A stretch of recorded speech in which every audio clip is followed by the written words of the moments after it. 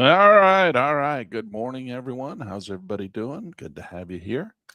We're going to go through and talk about, is your portfolio protected today or exposed? And so what I want to do is I want to go through and I want to answer some of the questions that we had in our live seminar this weekend and see if we can't answer a few of those questions for you. And then I'm going to show you my real live portfolio so you can see where I'm sitting and what I've done. And admittedly so, I'm not doing as well as I wish I would have. Hindsight's always 20/20. And but we're going to learn, and that's what it's all about, so that we can do it better next time, right? So we're going to go through and we're going to take a look at the first of all, let's go just look at my portfolio. So this is I have several accounts. So this is my first account, and this is the one I like to I consider this my what I call my UBI account, Universal Basic Income. This is the one I share with you guys. I have like 7 accounts that I trade, okay? And we're going to go look at probably 3 or 4 of them. So this is the first one, and you can see I'm currently sitting at a positive 59%, and that's down. And that's why I say I'm kind of wish I would have done better. I was at 62%, and now I'm at 59%. All right, so we're going to slide down here, and we're going to look at my next account, and that one is sitting at 68%. And it's actually up because it was 67%. It's now at 68% annualized return. So I'm sitting at a 68% annualized return on that one. And you can see in here that my dividends are not doing very well right now. I've had some good dividend months. This one here, I had $22,000 come in 1 month. This one here, I had $16,000. This one was a little bit lower. That was $9,000, but I think that was a little give back from this big one here. So if you kind of average it out, it says that my average monthly dividends in this account is $13,000 a month is what I'm making. This month's been really crappy. No dividends coming in. And we know that, right? We've talked about this in great detail. You're not going to get dividends every single month in these particular markets that we trade, because when markets go flushing down, well, there's no option premiums, and these are not really dividends. And so one of the questions that we had in classes, are these are these dividends taxable? And yes, they are. So the question was, are they qualified? And no, they're not qualified. They're not qualified dividends. Qualified dividends, all that means is that there's specific criteria that a company has to go through to provide their dividends to somebody. And it's a whole list of criteria that you have to have to not be taxed on those dividends in a taxable account. That's the whole idea. I mean, if you go into an IRA or a 401k and you do these, well, they're not taxed because you're in an IRA. But if you're out in a regular account that is a taxable account, you can still have dividends that are not taxed because they're qualified dividends. But these are not even dividends. They're premiums that come to us from options. So of course they're not qualified. They're taxed. Okay, so these are taxed dividends. So every time they come out, now this is an IRA. So this is in an IRA account, so they're not taxed on this one. But this one up here is not an IRA. It's a standard account. So every single dividend that I get, I have to pay taxes on. And that kind of sucks, right? So the idea is that we don't want to be putting so much money in these dividends, sacrificing growth that we could have had in the market for dividends that have to be taxed if we're just going to take that money and put it back in. Now, the dividends are nice, but you have to outweigh the growth of the dividend, how much money you're making in dividends versus how much you could have made if you'd just left it in the stock market in the underlying stock. So there's growth and there's dividends. And so I like the dividends because I think I can reinvest them wisely and get a higher return, which is what I've been able to accomplish here with the 59% annualized return. But, maybe if I would have not taken the dividends out, I would have had higher. I don't know. It's hard to know. So, but I think a 68% annualized return is a pretty good return. I'm pretty happy with that. All right. So those are my 2 accounts that I share with the YouTube class, because those are the 2 that are kind of make the most sense for what we're doing. One account that is not in an IRA and one account that is. Okay, so those are traditional IRA. I have a Roth down here too that I started, but it's not got anything in it. And there's no, I forgot to put the money in the Roth this year. I accidentally put it into the traditional. That was a mistake I made. I wanted to put it in the Roth, but it's just a brand new Roth. I never qualified for a Roth until I got married. So I got married and then finally I qualified for a Roth. So I opened one up. All right, so here we go. Let's go through. And what I want to do is I want to go over to our trading platform. Now, here's another question that we got. What's the difference between Portfolio Matrix, which is what we're looking at now? This is a software that tracks my portfolio, and Track and Trade, for example. Track and Trade is a trading platform.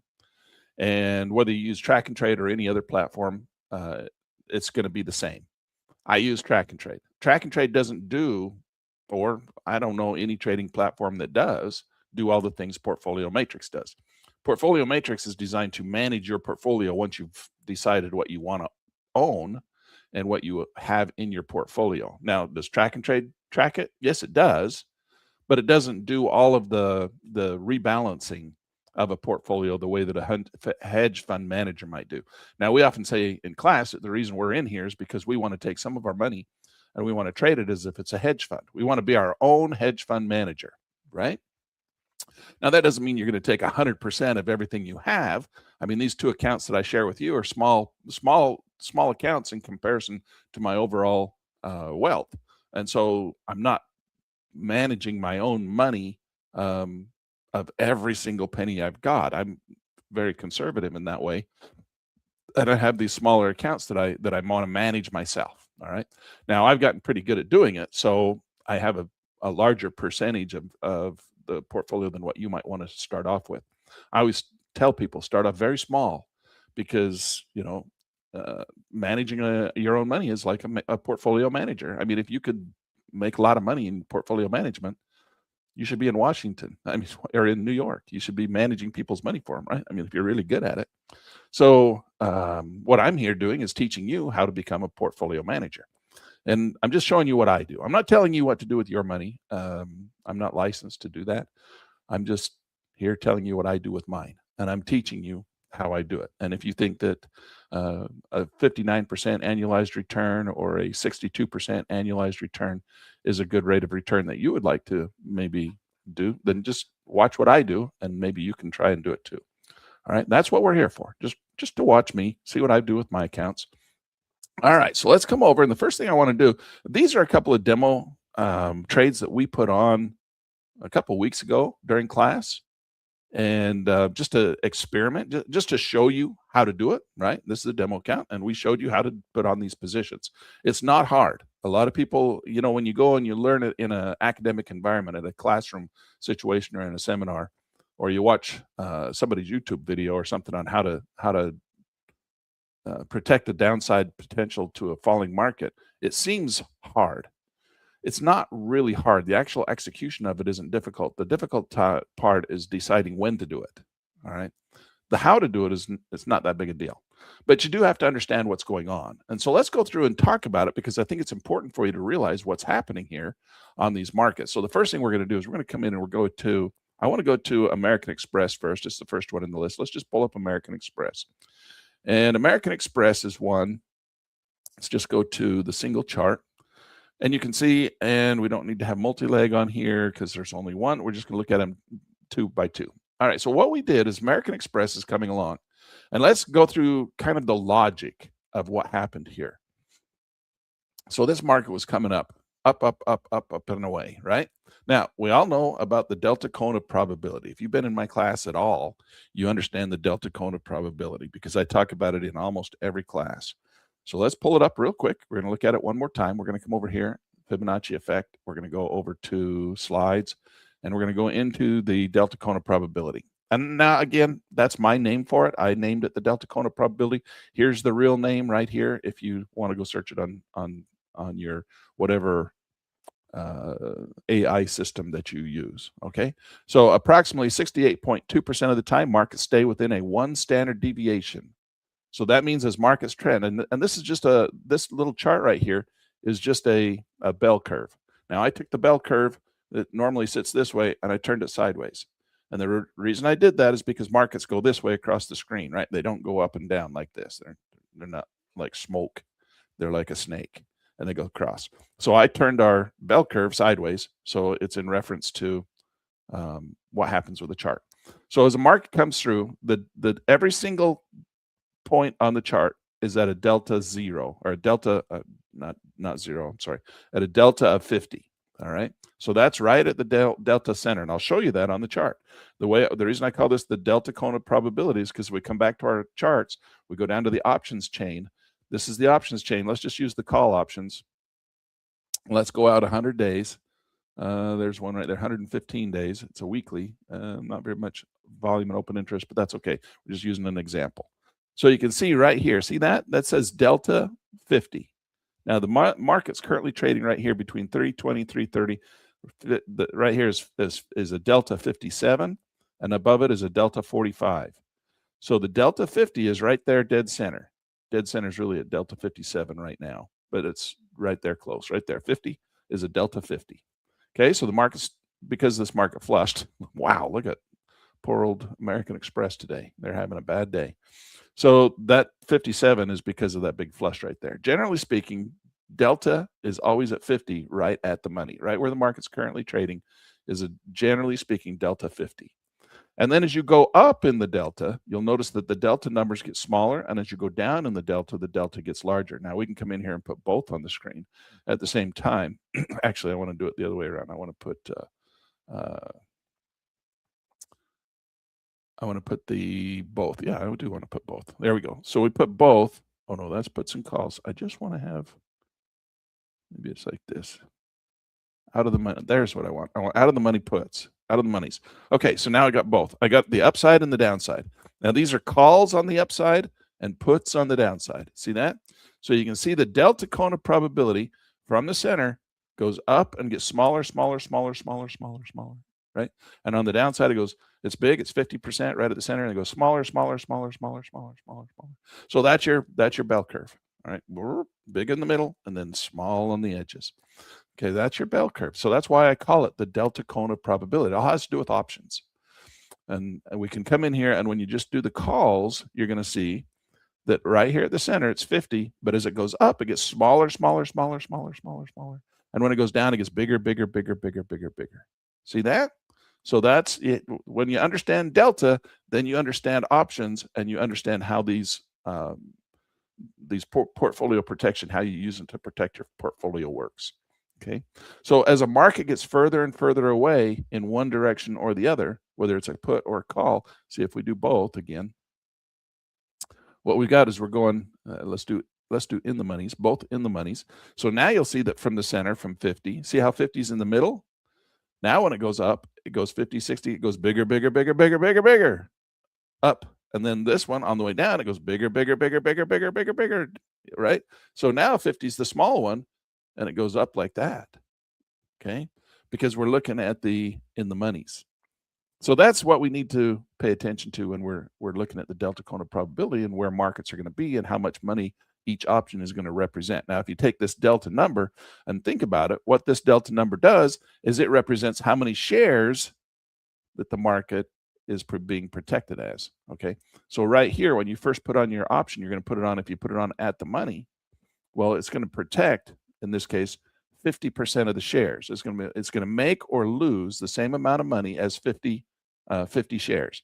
So if you have 100 shares and you put it on, well, right now it's only going to cover as much as if you have 50 shares. So it's not going to be a 100% coverage as that market flushes. But as and time goes by, because we have an expiration date out here, right? So as time goes by, we come over here, what happens is you have delta goes to, well, I don't have a chart for that. Let's see. Let's come back to the example. Delta goes to 100. So the further you go along this scale in time, delta, which is called convexity, all right? The convexity is what makes the market go up and down in delta value. So the delta will end up being 100. So it starts at 50, right at the money, starts at 50, and at the end of the time frame, delta will be 100. So if delta is 100 at the end, that means at that purple line, anything down here, you will make the same amount of money as the shares traded when you got in, 100 shares. But right now, delta is not 100. On that option that we bought right there, this is the option that we bought. Let's go back. This is a 81-day option. So let's go look at our 81-day option. And you can see right there's the one we bought. And its delta is currently 73. Now, because the market flushed so hard, it went all the way to 73, right?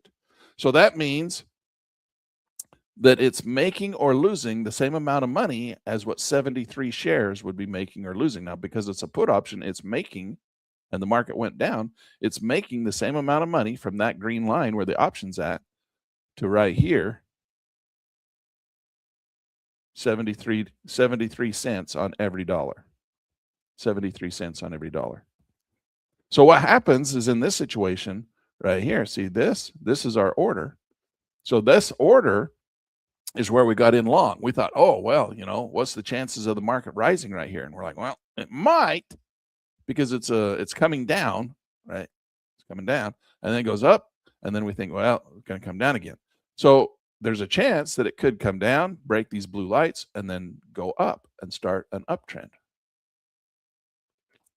So if that's the case, then we might want to have some shares in there. So we put a little bit of shares in there. We just put 100, just as an example to show you. And the market actually flushed out. So it's a good thing we had our insurance policy. So we bought a put option right here, not too far. That's the distance between where we got in and where we got out that's an insurance policy. So the max amount of money we can lose is the distance between where we put our order and the put option. And it says $683. So that's our deductible on our insurance policy. So on our deductible on our insurance policy, that's how much we're protecting ourselves to the downside. Now, that's at expiration. So 100 delta at expiration. Anywhere down here, when it hits this, it'll have a 100% coverage. Because in the meantime, it's a lower delta. Like right now, it's sitting at a 74 delta, which is still pretty good. And the farther it goes away, delta will get bigger this way. And as time goes by, delta gets bigger this way. And delta works in our favor. So early on, we don't have good delta. But that's all right. We just have to wait through it, okay? So if we just wait through it, which is what's happening right now, we can see we're not perfectly protected with our 683 as our max loss. We're going to have a little bit more down here because the delta is only covering it at a 73 cents at this level. So we have to wait for some more time to go by, and it'll just keep making more money, making more money, making more money, even if the market doesn't go anywhere. If it just sits there and goes sideways all the way to that red line, eventually it'll get up to where it makes 100% of everything from where the market, when you bought the put option, to right there, that would be $3,907 at that point. How much is it up right now? Well, not that. Why? Because delta is only 74 cents. It's not 100 cents. And we've got 100 shares, and an option is 100, represents 100 shares, but only at the delta that we are sitting at. And we're currently sitting at a delta of 74. So it's paying us off at a rate of 74 cents for every dollar, or for every one share. But if we wait until it comes all the way out here, we'll get our full dollar. Or if it goes down farther, we could eventually get our full dollar, because delta will increase as it goes down. So delta increases as it goes down and out. Okay, let's go on to the next one. And you can see, well, let's go back over and look at the amount of money we're making and losing here. So we're on the 81 delta day, and we're going to go over to our positions. And you can see that we have in our position, we bought 100 shares of our American Express, and we're going to draw the dollar calculator from where we got in to where we put our insurance policy, which you can see is about $700, pretty close to $700. So that was our deductible. That was the maximum amount of money we could lose on our position, $700. Now, we didn't want to get out, right? We could have got out, but we didn't. We didn't want to get out, so we didn't get out. So we stayed in. And because we stayed in, we needed some insurance to protect us in case this market flushed, and it certainly did. Good thing we have the insurance. And you can see the insurance policy is currently paying at $2,902. Now, that's our delta of 71 cents. minus the amount of money that we have in our deductible. So the $700, if you add $700 to this 292, you can see the difference, which is the delta. It's only the delta between what we're making, what we said our deductible would be, and what we're currently losing. Now you say, well, you're losing 4,700, Land, and if you add 700 to your 3,000, you're 3,700, you're $1,000 shy of your money. That's correct, because we still have $1,000 of value in our option all the way until expiration. So we have all that time before it's going to give us that full $1,000. So you can say, well, I paid an insurance policy premium, and you have to cover the cost of the premium, which is over here, $1,685. You have to subtract that out of your cost as well, because you have to pay for the insurance. That's your insurance premium. To get your $697 deductible, you had to pay $685 for your insurance. So now we subtract that out, and they come out to be almost equal. But what happens is that this thing will come all the way over here, and it'll give us more. So we'll get back our $1,685 plus our profit from wherever this thing dropped. And the further it goes down, the more money we'll make. And the less we'll lose more here too, and it'll become a 1-to-1 ratio with the option. And that's how it works. And so that's why you're protected. And so you're losing $4,787 against your 292. You're up $3,000. And if this market turns around and starts to come back up, which is what we hope, right? We eventually want this market, even if it goes sideways down here for a little while, we want it to turn around and start to come back up and maybe start going up. And if that happens, what we could do is we would take our options off, and we don't want it to die immediately. We don't want it to gain all of its exposure, because we want it out here. We want to be able to sell some back. And the more value it has in it, the more we can sell back. So then we can sell our option back down here once we decide that the market has stopped falling, and we can get a lot of our premium back. See that $1,685? We can get some of that back. So that's for the entire period. Now I do have a chart for that. That's called theta decay. We can come over here, and you can see it hangs on to its value going into this time frame. So that options premium dies as it goes towards the end. And so the longer we wait, the less of that we can get back. So if it holds on to some of its premium value, that's good for us now. It doesn't look good on paper because it makes it look like we're losing more money. But in the beginning, if we sell our option out, we get a lot of that premium back. See, after 90 days of being in this 100-day option, we still have most of our value. It's got slow time decay. So we could, if we decide after 90 days or after 30 days that we want to pull our premium back, don't have that in high insurance premium policy, we can take it back and they give us our premium back. But if we wait till the very end, till delta gets to 1.0, well, we've given up our entire premium. So it's a game you have to play depending on what the market's going to do. If the market's going to turn and start going back up, you want to take that option off and get as much of that premium back. Just another way to save some money on your insurance policy. So this thing's flushing down. We're glad we got it. It's covering our high knees right now and making us feel a little bit better about our losing position. We do have to pay the premium, but we can get a lot of that back. So you can see it. We paid 16. It's worth 29. So if we can get some of that 16 back plus all the profit, then we're doing a pretty good job against those 100 shares that we picked up. All right, that's it. Let's go on to the next one. This is American Express. Let's go to another one. Give us another good example. And so we're going to go to, let's see, we got to go to charts. Oh, we got to go to all. That was American Express. The next one we got in here is Tesla. So this is Tesla. Now Tesla, we're going to come in and look at. Tesla has the exact same strategy on here. So you can see we came in and we bought 100 shares right here, and we put on a put option to protect us to the downside. Now, Tesla hasn't fallen as much as American Express, but it's falling nonetheless. The whole market's kind of flushing out right now. We know about that as well. We went in there and we looked at our mathematical model. I'm going to pull it up real quick. Our Wyckoff accumulation distribution model. And this is what we expected the markets to do. And if the market's not doing this, a lot of people ask me, they say, well, Lan, you always put up this little map. And the ones you show it on, the markets are doing that. But there's oftentimes I see markets that are not doing this. what are you supposed to do on those? And my answer is generally don't trade them. If they're not doing this pattern, they're really hard to predict what they're going to do. So basically, I set aside. I don't trade them and wait until they start doing this pattern. If they don't do this pattern, I generally don't trade them.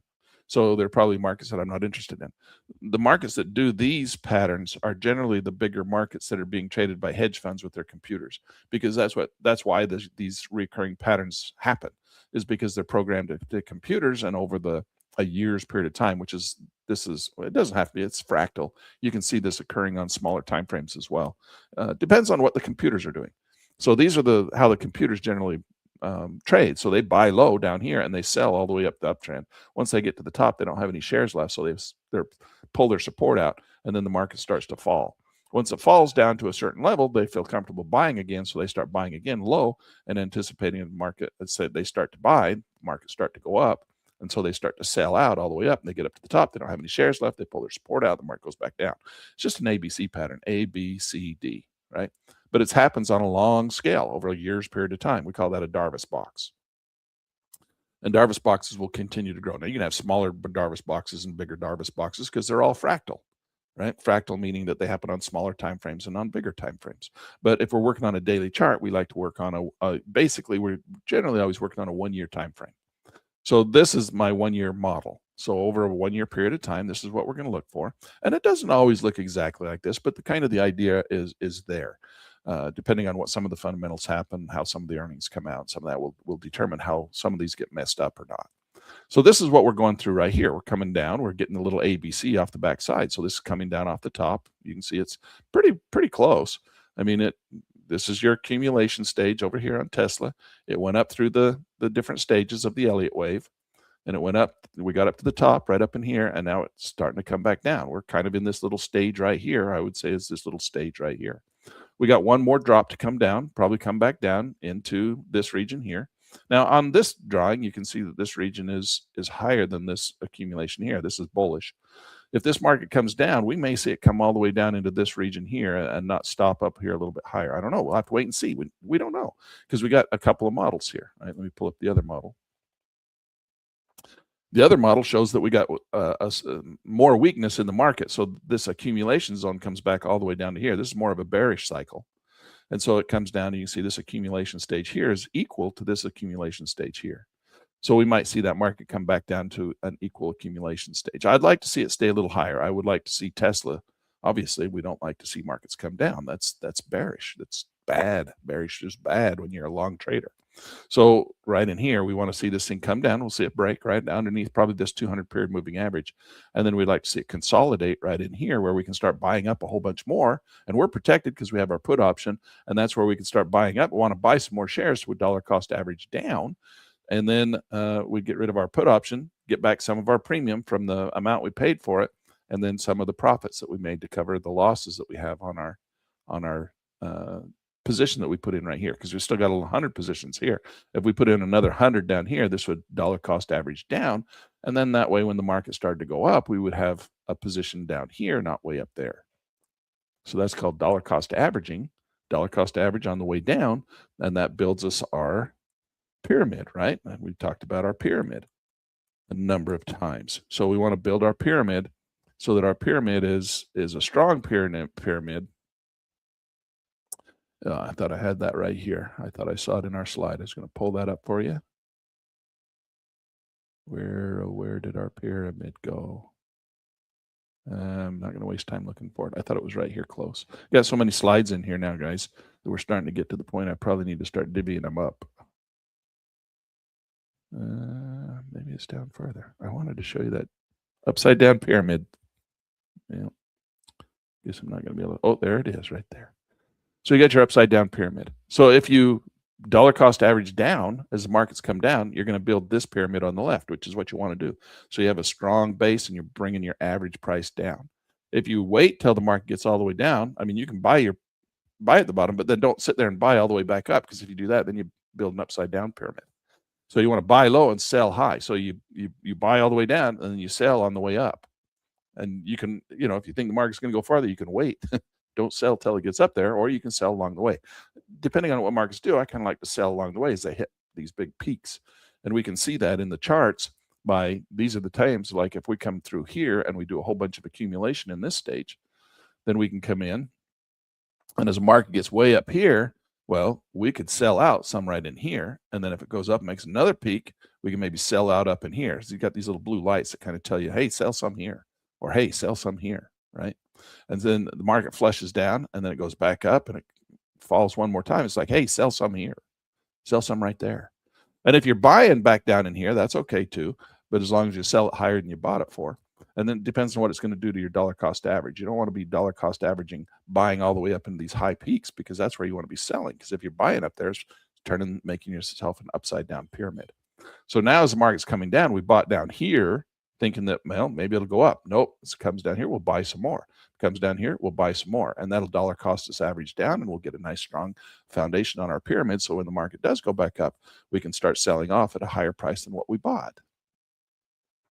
That's how it works. That's how it works. And we're protected to the downside with that option, and not at a option delta. We're not at a delta 100 yet. So if we come over here and we go to, I think this is the 81 days, right? So right there, you can see that we pay, it's worth 3,800. So it's worth 4,007. Right there's the value premium, 4,007. So we paid 3,160. We got a profit of 847 for a total value of 400. So that market's falling. It's making us money against the option that we, or the shares that we bought. So it's just protecting us to the downside. That's our insurance policy. Now, it's not going to protect you 100% because the delta is not 100%. Right now, the delta on this option that we're at is at a delta of 50%. So, oh no, let's go. Yeah, it is. That's the one we got. That's the put option. And it says it's sitting at a delta 50. So for every 50 cents that the market, or every dollar that the market falls, then the option will make 50 cents. That's how it works. And you can see it moving up and down there. So it's making 50 cents for every dollar that the market's falling. And we do have a deductible on this one as well. And this is a lot bigger market. That's a deductible of $1,500. So a deductible of $1,500, and then anything below that, it's not going to lose money. But that's all right. We're not really, you know, people say, oh, I'm not ever going to get out of Tesla. Well, okay, well, at least don't lose money when you're not getting out of Tesla. So you can put that little put option in there and try and save you a little bit. And as it comes down, then when you come down here, we'll dollar cost average, we'll buy some more at a lower price. And then eventually we can take that option off and take, you know, it helps us save some of the money that we lost on the way down. Make money on the way down. You're still going to lose some money, but it's going to protect you to some degree. All right. It gets to a delta of 1.0 right there, which would be an equal amount of the shares from that green to that purple line. That's the expiration date of your option. All right, that's how it works. So it's making you a little bit of money in here. Not enough to cover this completely because you got your deductible, but that's how it works. Now let's go over and look at a couple. I'm going to pull up a couple of my. I have Tesla. This might be pretty close to what I'm doing with my real money account. Let me go look at.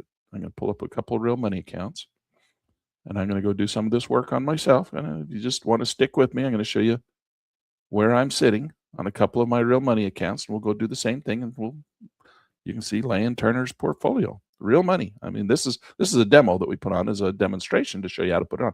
In fact, I think we ought to put a demonstration on right now. Let's go see what. Let's go put a demonstration on right now on Apple. Okay, show you how to do it. It's not that hard. Everybody's, oh no, it's really scary. It's really hard. No, it's really not. Okay, this is our big rally in the market. Drive 1, drive 2, drive 3, drive 4. So that means it's up into the 4th delta, all right, out of this thing. So if we claim that the accumulation zone is where this market started, so if we come back over here and we go back down to our delta Kona probability, and we say that the accumulation zone is where the standard deviation starts. There it is. So where the standard deviation starts. So when the market's just going sideways, we're going to say that this is the model we're going to use. So we're going to say right here is our starting point, because the market went through that level right there a lot. That's where our starting point is. So it was down there, and we're like, okay, this is where the delta cone of probability, this is the delta center, this is the one standard deviation. So the market likes to come back to the one standard deviation. But we're gonna start right there, and we're gonna say, okay, the market is going up from that standard deviation 3 drives. 1, 2, 3. So if that's the case, then we're going to come back over here and we're going to say drive 1, drive 2, drive 3. So if we look at the real market, drive 1, drive 2, drive 3. Now this one actually went up drive 4. So it went up really high above the third standard deviation. So that means that the market is going to come back down to the one standard deviation. So we can measure that with a Fibonacci ruler. So we come down here and start at the bottom of that, right where we say the one standard deviation started. This is the bottom of the one standard deviation. And we take it all the way up to the top of the market. And we slide it out into the future. You can now see the one standard deviation started here. And this is kind of the bottom or the top of that one standard deviation. If we say this was 50% and it went up to the one standard and it goes down to the one standard, that would be this first level right here. So this would be the, let me turn off this so we don't go shooting off the screen. Oops, then I do it anyway. Come on, Liam. So then we come in here. So this is that first box. And then this is the bottom of that box. So then it comes down here. So that, coming out of that accumulation stage, is our one standard deviation. The market then comes down, and then the market broke up, and it went to the second standard deviation, which we're going to call right in here. And then it went up, and it went to the third standard deviation. In fact, it even went up to a fourth standard deviation up there, a little tiny bit up there at the top, which is rare. Usually we only get it to go up to the third standard. Doesn't mean it can't go to 4, it can. Easy. 4, 5, 6, 7, 8, 9, 10. It can go, you just keep going. But it's really rare, right? The probabilities of that happening is really low. To go at 99.7% of the time, it starts to come back at the top of that third standard deviation. Now, I don't want to be being a betting man, I don't want to bet against 99.7%. I don't want to trust that it's going to go to a 4th, 5th, 6th, 7th, 8th, 9th, 10th, 11th standard deviation, because statistically speaking, 99.7% of the time, it stops right here. So I don't want to be in it. Going long up there. All right. Standard deviation says it's going to come back. And so when it comes back to the one standard deviation, we expect it to come back down to the top, at least the top of this standard deviation right here. So if that's the case, that would be the top right here, this one standard deviation right here. We're going to expect the market to come back to at least that level right there. Right here. And that would be on the chart. It would be right here at 61.8. Believe it or not. That's called the Fibonacci ratio. Fibonacci golden ratio is the top of the one standard deviation, which is right here. If we bring this out from the accumulation stage, that's where we expect markets to come down to. Now, it doesn't mean they have to, and it doesn't mean they have to come all the way down to the center of the one standard deviation. We want to be conservative on that, right? Depending on whether it's a bullish market or a bearish market. So if it was which model? If it was this model, we would expect it to come all the way back down to the neutral zone, which would be right dead center of that cone, right there at the 100%. That would be a perfect return, just like right here. But we don't like that. I mean, the market's going to do what the market wants to do, but we don't like that. We want it to stay at the bullish range. We want it to only come down to 61.8, just to the top of the one standard deviation, top of that initial standard deviation right here at 61.8. That's why we use Fibonacci. Fibonacci is a measuring tool that measures that delta cone of probability, one standard deviation. So then it comes down here, and then we would expect this market, it almost made it this time, right? We might get one more drop to get down there. It might not come down there. This is Apple. Apple's a good company. People like to buy it. It came down drive 1, counter trend, drive 2. Now, if you notice, mathematically speaking, we got a 4th drive up in there, didn't we? That 4th little standard deviation. And how much did it miss coming down? Almost by the exact same amount to get to the one standard deviation, because it was higher than it went up 4 drives instead of 3. So it went up into that 4 standard deviation. So when it came down, It only had to come down 2 standard deviations, and it still wasn't all the way to 61.8. And that's probably why that, the mathematics work out like that. That little box ends up down here, and had it not gone up to that one, it would have come all the way down to this one. Kind of makes sense, doesn't it? So that's what we're looking at. Now, is it going to continue to rally from here? I don't know. Nobody knows. This is one Darvas box. And yet, generally speaking, we anticipate that from one Darvas box, from the beginning of our Elliott wave, that's what this is. This is the Elliott wave, the 3 drive pattern up, two ABC, the ABC coming down off the other side. That's the Darvas. That's the Darvas box. So the Darvas box ended right there. So where it started, right here, the accumulation stage, it started to rally all the way up. It actually went 4 drives instead of 3, which is amazing. And then it came down ABC, and I believe that the reason it didn't hit the 61.8, the delta cone of probability, or the top of the delta cone of probability, was because it had that little 4th drive up there. And so to match that on the bottom side, we had to take that into consideration. Does it happen every time like that? No, of course not. It's just me making an assumption on there of what the mathematical models of the big computers that traded this stuff that caused this to happen did. And so now the market's starting to rally. And as it comes up and trades again, it looks like to me we've got a nice little ABC pattern in here. So A, B, C, and it looks like Apple's getting ready to rally. Now, could Apple just turn around, break that blue light, and flush back down to 61.8? Absolutely could. That's why you'd use a put option. So let's say we think this market's done. We think it's going to start to go back up into the next Darvas box, and the next Darvas box is this pattern right here. So we're going to assume that we're right in this region here. Okay, we've got the ABC pattern. We're right in this region here, looking for it to make this pattern right here. Maybe this green right here, and this little pullback is this little green, a little pullback right in here. And we're getting ready to rally and go up one more time. Okay, so that's the pattern that we're seeing right in here. Let's go ahead and put an order on. So we're going to come in here. We're just say, well, I think we're going to go in with 100. And we're going to buy 100 shares. There you go. That's not hard, right? Everybody knows how to buy 100 shares. And now I'm going to protect myself to the downside with a put option. How confident are you that the market's going to rally? Well, we got pretty good mathematics. We trust our mathematics pretty good, but not 100%. So what we're going to do is we're going to come in with a put option, and we're going to buy a put option. How much time? Well, let's go out 100 days. There's 140 and 80. Well, we'd like 115. With Apple, we should get, see, volume on there is not very good. It's not bad. We'd probably be okay on that one. The spread is $15. Let's go see 81 days. 81 days doesn't give us as much time, same amount of money, 15. This is 1,212. Let's go out the 100 days. It's 1,400. So only $200 more. We can have 80. We can actually have an extra 20, 30 days, an extra month for $200 of insurance. That's pretty good. So the more insurance you buy, obviously the less is block pricing, right?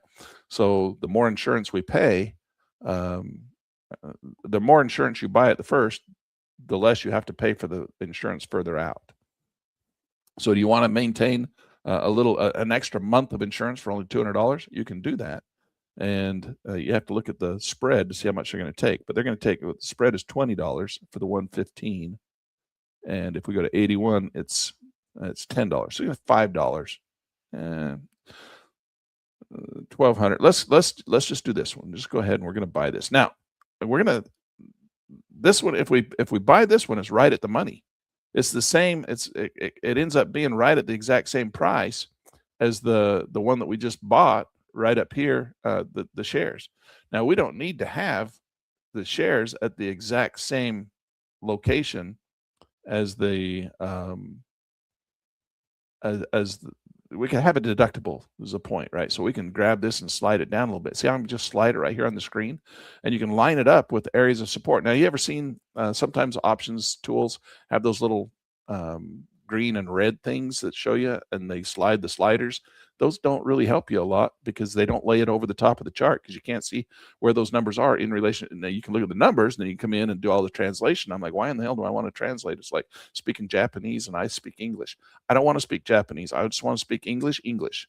So English is that I can look right at the chart and I can put this right where I want it. I don't have to come over here on my little slider and put it on a number and then say, where's that number on the chart? And come over to the chart, find the number on the chart. Is that where I want it? Nope, I want it a little higher. Come over here, remove the little slider, get back over here. So I can just do a track and trade right here. I just slide it right here on the chart. Where do you want that? Where's your area of support? Where's your resistance? Right here. Do you want it under this first area of support? Do you want your insurance policy down underneath the second area of support? Depending on where you put it will depend on how much you're going to pay for your premium. And you can do it down here too. So you can slide it around down here in the bottom window. You can come down and say, I want it to be down here or up here, wherever you want to put that. And then that determines how much your deductible is. So my deductible, if I put it down underneath this red area of support, that would be a $2,000 deductible. Do you want a $2,000 deductible on your insurance premium? Well, your insurance premium is only $600. If you're confident that the market's going to rally, well, you might want to have a less expensive insurance, not very good insurance. Or you're like, well, I'm not really confident that thing's going to continue to rally, so you want to get really good insurance. So you can put it right up there close. And now it's going to cost you $1,000 for your insurance policy. But if the market does flush, you're going to have your deductible is going to be really small, right? That's all it is. There's $570 deductible.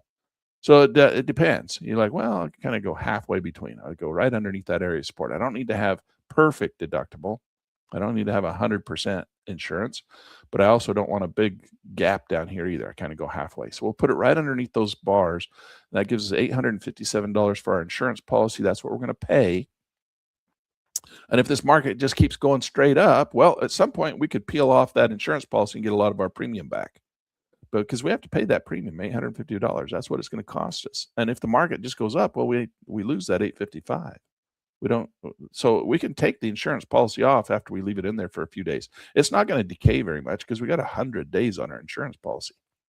So it's not going to go away very much, just a little bit. And then we can, if we get down here like in a month and 30 days, we can say, oh, wow, I don't need that insurance at all.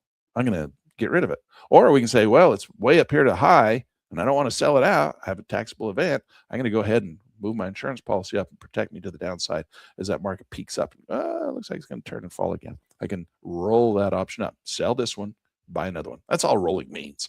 People are like, oh, I'm going to go to the restaurant with their friends and talking. Oh, well, I do have a put option on my Apple that I'm going to have to roll tomorrow.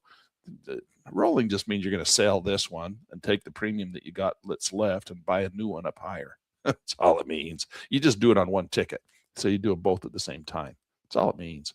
Everybody likes to make it sound like it's a really hard thing. It's not a hard thing.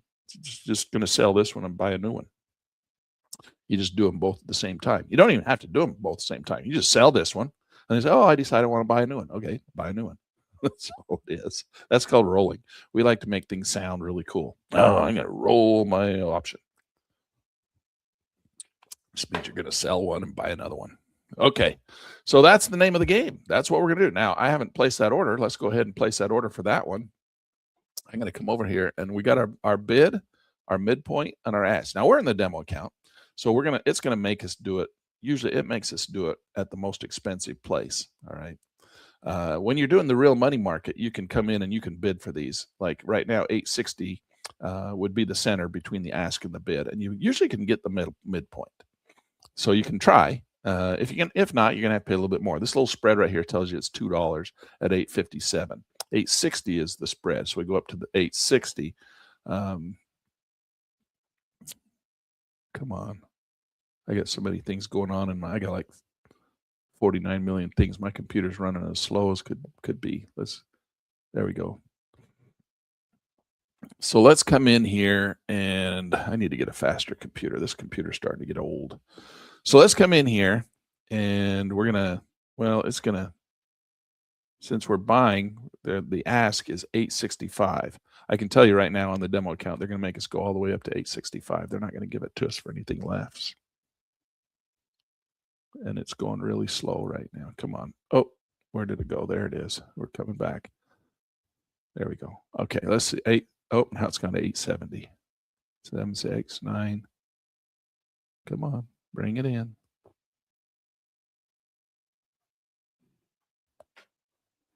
Hold on a second.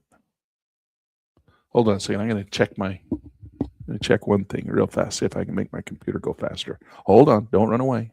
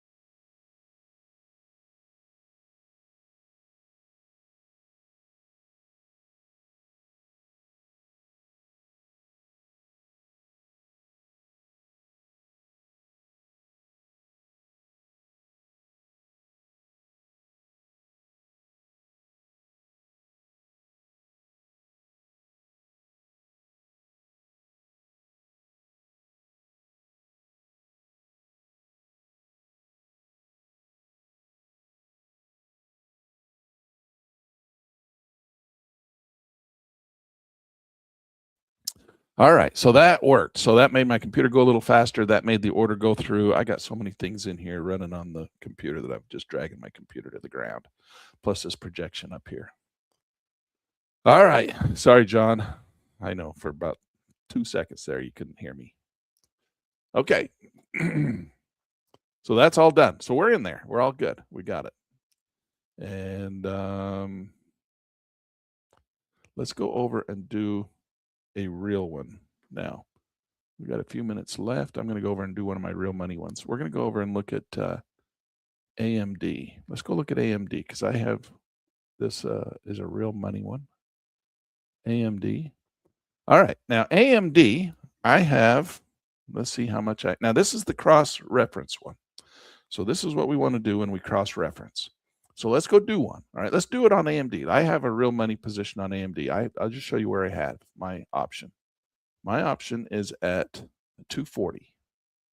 So 240, 238, 27, 240, 240. So I put in my option right there. So I am making from here to here on my option. It says 4,000, but I'm not making 4,000. Why? Because it's a delta. It's not a perfect delta. 240 and it expires on 5. So let's go look at 5. 515 is when it expires. So I put that on back here when this market was breaking higher. Put that insurance policy on. Now I did good on this one. Proud of myself. I caught that thing right at the top.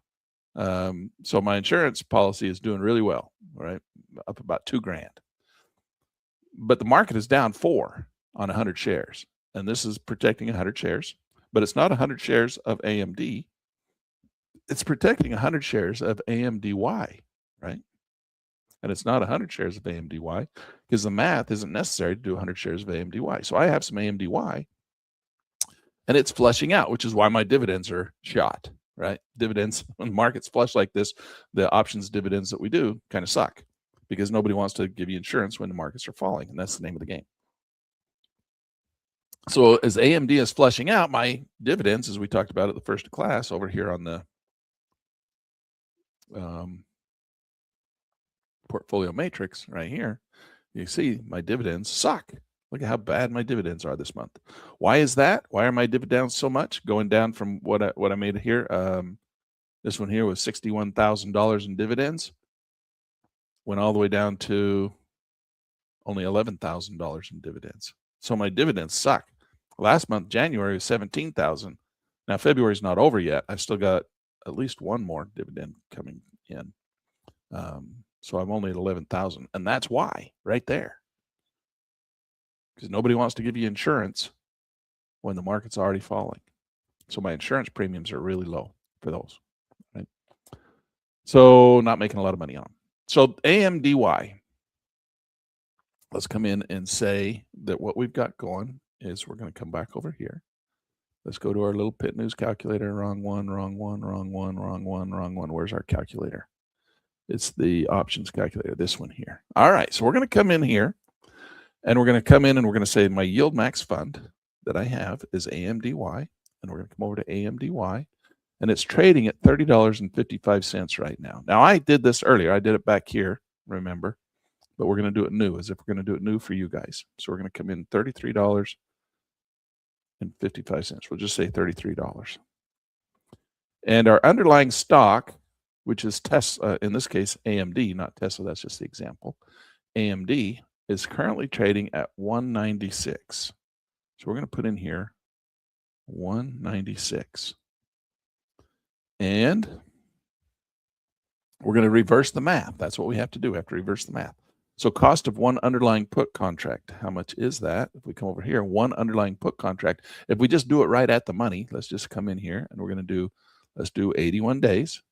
And we're going to do one put option for 81 days is 1,975. So let's put that right in here. 1,975.00. And the estimated dividend per share. Now, this is where we got to hope and pray that our dividends can help us pay for this premium. That's the whole idea, is that the dividends can help us pay for the premium. So I'm going to come over here to Portfolio Matrix again. Where is it? We're going to go back over to portfolio matrix. We're going to look at come over here. I'm going to pull up AMDY, and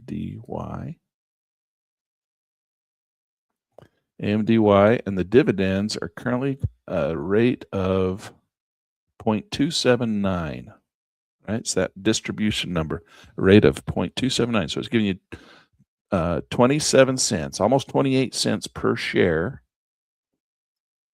So we're going to come in and put that in. So we got to go to our little calculator. Oh, where'd our little calculator go? What did I say? 28 cents.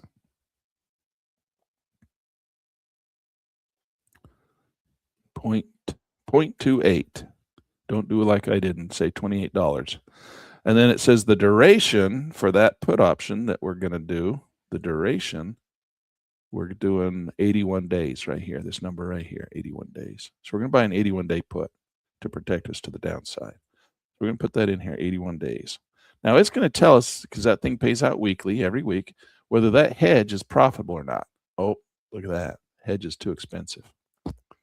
So it's saying because the market is flushing right now, those premiums are really high. What would happen is we have a total cost on our hedge.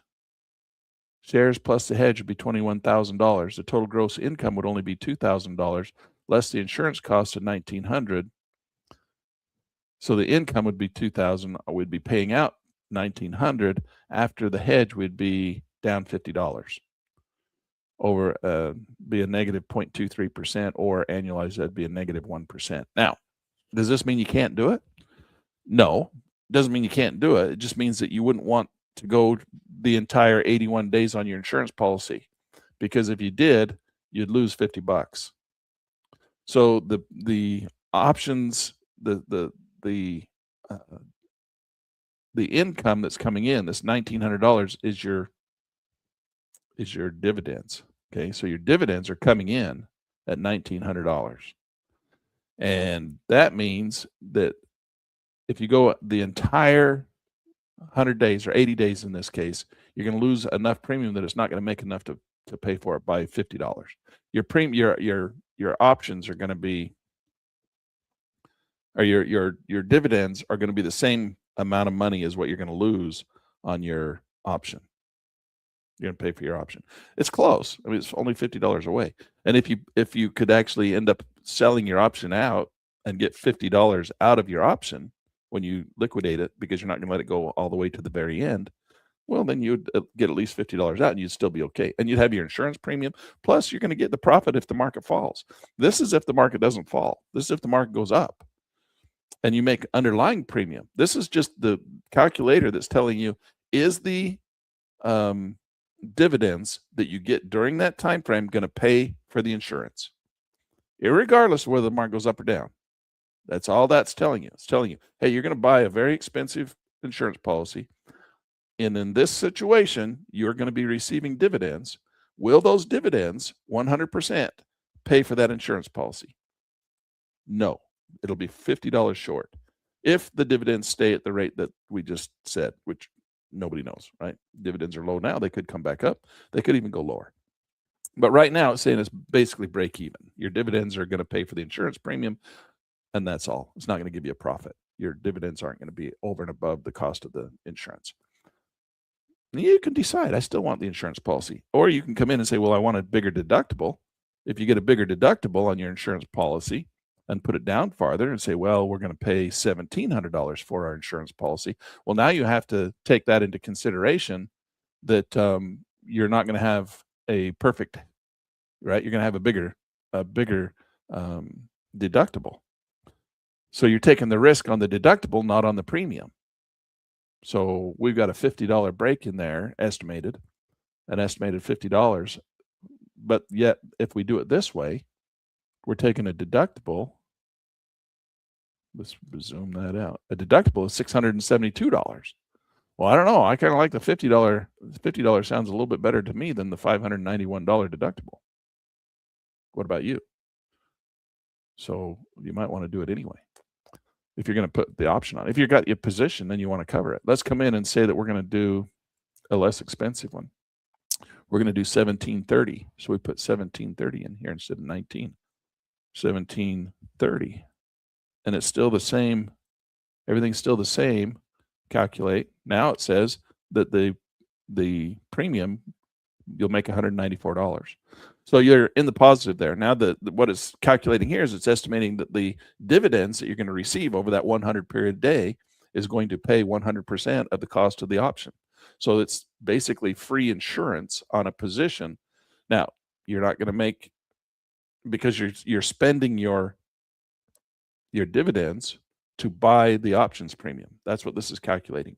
How many shares of the underlying Tesla stock, or how many options is it going to give me? So it's going to be $21,000 or 594 shares of my yield max fund in this case.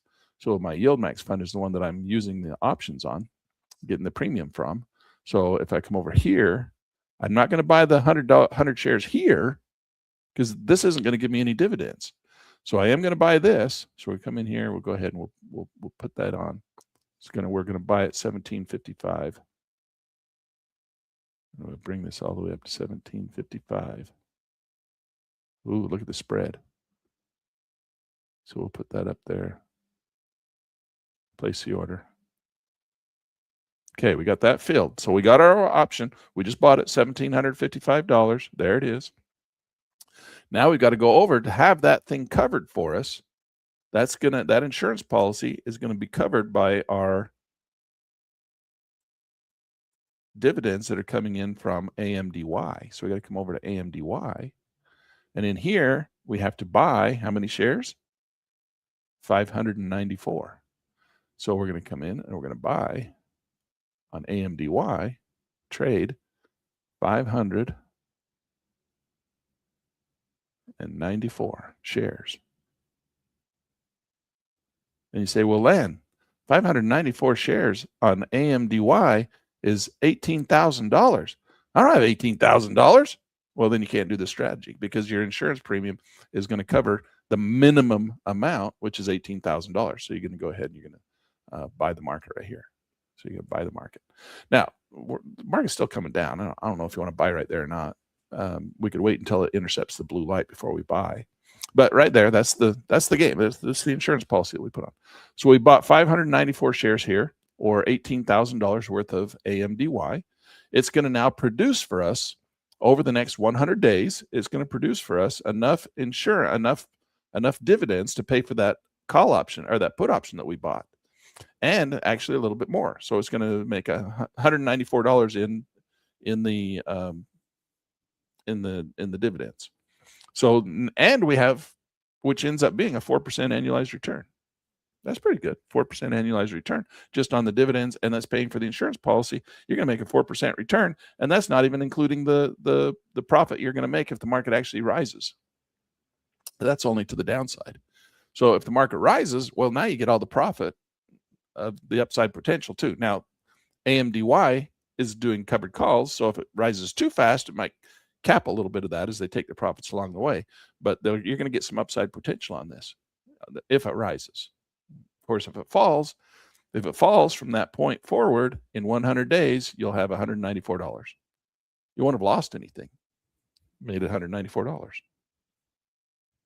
How's that sound? Not too bad, right? That's how you do it. So that's what this little calculator calculates for you. Now you're looking at this and you're going, oh man, Lan, too hard. And it's a $21,000 trade. I'm not doing that. Okay, don't do it then.